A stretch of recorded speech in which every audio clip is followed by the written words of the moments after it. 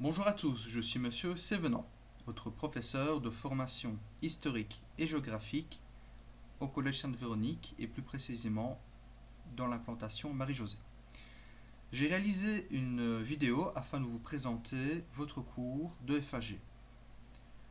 Cette vidéo sera suivie par d'autres vidéos qui vous présenteront la suite du cours ainsi que différents chapitres et parfois même des points de matière bien précis.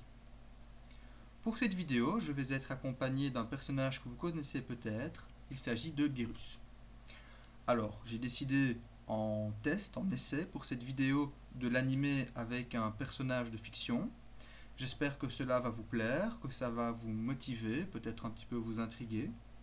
Si vous trouvez que ce n'est pas une bonne idée, ou si au contraire vous trouvez que c'est chouette, que ça vous a permis d'accrocher la vidéo, dans tous les cas, n'hésitez pas à me donner votre retour, que ce soit en classe ou via un commentaire dans cette vidéo sur YouTube.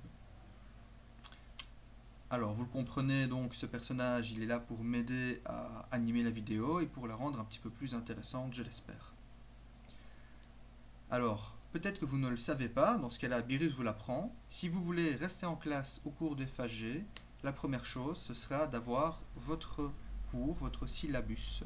Si vous ne l'avez pas, vous ne pourrez malheureusement pas rester en classe. Je le dis dès le début de la vidéo pour les élèves qui devraient se remettre en ordre parce qu'ils seraient arrivés plus tard dans l'année, comme ça ils sont au courant dès la première minute. Je reviendrai sur ce point bien précis un petit peu plus tard dans la vidéo lorsque je verrai mes intentions pédagogiques. Le document que vous recevez, votre cours, vous en avez un exemple à la gauche de l'écran. C'est ce que l'on appelle un syllabus, c'est-à-dire un cours complet et relié. Ce document contient donc toutes les feuilles de l'année. C'est tout le cours que vous recevez d'un coup et qui est relié. Il ne faut pas déchirer les feuilles, il ne faut pas séparer les feuilles. Vous gardez votre cours tel qu'il vous est donné. Deux choses sont à avoir en plus de ce cours, lors de chaque heure de FAG. Votre journal de classe, mais ça c'est comme pour tous les autres cours, rien de bien exotique, et une chemise plastique dans laquelle vous allez pouvoir ranger et conserver vos tests et vos évaluations. Petite précision, comme va vous le dire Birus, un si beau cours, ce serait vraiment dommage de l'abîmer, et je vous préviens que votre cours ne sera ni remplacé, ni réparé. Vous êtes en 3e année, il est de votre responsabilité de prendre soin de votre cours, de ne pas l'abîmer.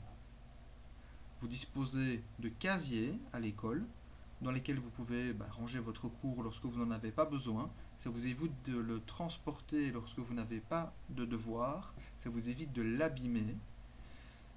J'ai passé du temps avec une collègue sur des heures de loisirs à relier ces syllabus. Ça n'a pas été fait en dehors de l'école, ça n'a pas été fait par une machine.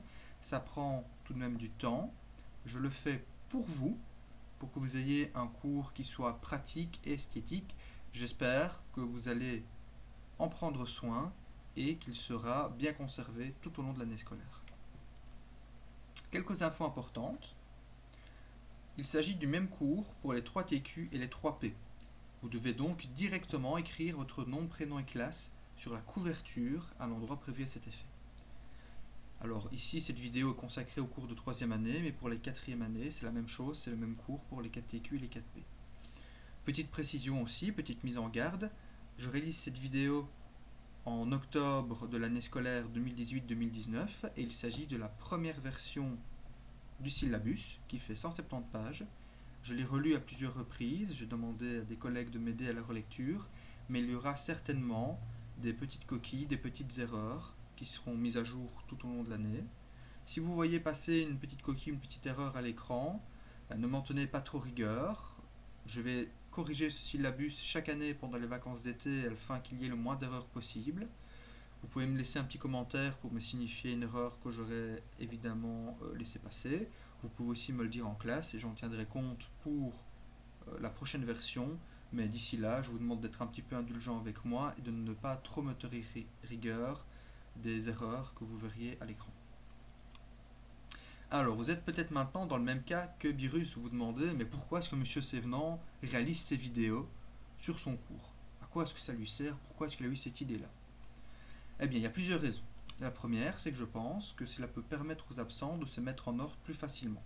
Vous êtes absent, allez toujours voir sur YouTube s'il n'y a pas une vidéo sur le chapitre que nous étions en train de réaliser, et si cette vidéo ne peut pas vous aider à vous remettre en ordre, afin que vous soyez au courant de ce que nous avons réalisé pendant votre absence. C'est aussi pour faciliter le travail des élèves qui ne sont pas francophones, les élèves dont le français n'est pas la langue maternelle. Ils peuvent par exemple mettre les sous-titres en anglais afin de bien comprendre de quoi nous parlons et peut-être de rattraper certains manquements, certaines incompréhensions qu'ils auraient eues durant le cours en classe. C'est aussi pour mieux vous accompagner dans votre travail à domicile et en classe. Je vais vous expliquer pourquoi. Parce que, comme vous le savez, j'essaye de personnaliser, d'individualiser le plus possible vos apprentissages. En classe, à de nombreux moments, je vous fais travailler seul, à 2, à 3, en petits groupes, selon votre avancement dans le cours. Vous n'êtes pas tous au même niveau dans le syllabus. Et j'essaye toujours de passer près de vous afin de vous aider à avancer le plus loin possible, mais je tiens aussi compte de vos particularités. Je tiens compte peut-être des acquis qui sont différents d'un élève à l'autre. Et donc pour personnaliser encore plus le cours, je pourrais par exemple suggérer à un élève qui est très avancé d'aller regarder une vidéo que j'ai créée afin de réaliser ce qu'on appelle un exercice de dépassement, c'est-à-dire d'aller plus loin que ce que le cours prévoit normalement. Et je pourrais suggérer à un autre élève qui serait un peu en retard, qui aurait un peu de travail à rattraper, d'aller regarder une autre vidéo à la maison afin de l'aider à se remettre en ordre et à arriver au même niveau que les autres au cours suivant. C'est aussi pour faciliter votre étude pour les tests et pour les examens. Je pense que ces petites vidéos, si on les regarde avant un test, si on les regarde avant un examen, peuvent vous remémorer, raviver votre mémoire sur un chapitre que vous auriez oublié ou sur une notion dont vous ne vous souviendrez plus. Etc. Il y a très certainement des tas d'autres bonnes raisons auxquelles je ne pense pas maintenant, pour lesquelles je pourrais continuer à réaliser ces vidéos. Encore une fois, n'hésitez pas à me donner votre avis, à me transmettre votre retour sur ce que vous en pensez, ce que je pourrais améliorer, peut-être aussi une suggestion de vidéos, de thèmes que je pourrais réaliser car vous en auriez besoin rapidement. Certains ont peut-être aussi déjà eu l'occasion d'expérimenter et de vivre ce que l'on appelle une classe inversée. Par exemple, au collège Sainte-Véronique, M. Jamard la pratique en 2e année. Ces vidéos, cette série de vidéos, pour le moment, n'est pas une classe inversée. Ce n'est pas ce qu'on peut appeler en pédagogie une classe inversée. Pour ceux qui sont intéressés, je vais mettre en description de cette vidéo un lien vers une autre vidéo qui vous explique ce qu'est la classe inversée. Pour le moment, ce n'est pas ce que je désire mettre en place. Si un jour je désirais mettre en place une classe inversée, ce serait clairement expliqué au début de la vidéo. Et en classe, je vous demanderai de noter au journal de classe que vous devez absolument regarder la dite vidéo pour le prochain cours. Vous posez peut-être la même question que Burrus. Vous vous demandez, dans ce cas, suis-je obligé de regarder les vidéos que M. Sévenant va mettre en ligne? Eh bien, la réponse va peut-être vous étonner, mais non. Non, vous n'êtes pas obligé de regarder ces vidéos. Il y a plusieurs raisons à cela. Tout d'abord, ces vidéos ne remplacent pas les heures de cours. C'est un complément aux heures de cours. Le cours se passe en classe, pas sur YouTube. Elles sont donc facultatives, ces vidéos. Il s'agit d'une aide à la réussite. Il s'agit d'un plus, d'un bonus que je mets à votre disposition en plus du travail que l'on fait en classe. C'est une sorte d'entraînement supplémentaire qui ne remplace pas du tout l'entraînement principal, mais qui s'y ajoute. Le cours, comme je l'ai déjà dit, il se passe en classe. Vous devez être en classe car c'est en classe que je réponds à vos questions. Ce n'est pas en dehors de la classe que j'y répondrai, ce sera bien en classe. La vidéo n'est pas un correctif du cours. C'est un commentaire du cours. Ce sera aussi des petites vidéos sur un point de matière précis. J'ai par exemple déjà mis en ligne une vidéo sur les 4 types de sources qui réexplique cette matière-là. Mais ce ne sera pas un correctif. Ne pensez pas que vous pouvez vous permettre de rater un cours en restant chez vous à faire autre chose, mais que de toute façon, il y aura une vidéo sur YouTube pour vous réexpliquer l'ensemble de la matière, et qu'en plus, vous aurez un correctif qui vous permettra de vous remettre en ordre. Non, ce n'est pas ça du tout. Pour réussir, il faut être en classe, participer et travailler en classe. Alors maintenant, vous êtes peut-être un petit peu contrarié, peut-être que ces vidéos ne sont pas ce à quoi vous attendiez, ce que vous espériez.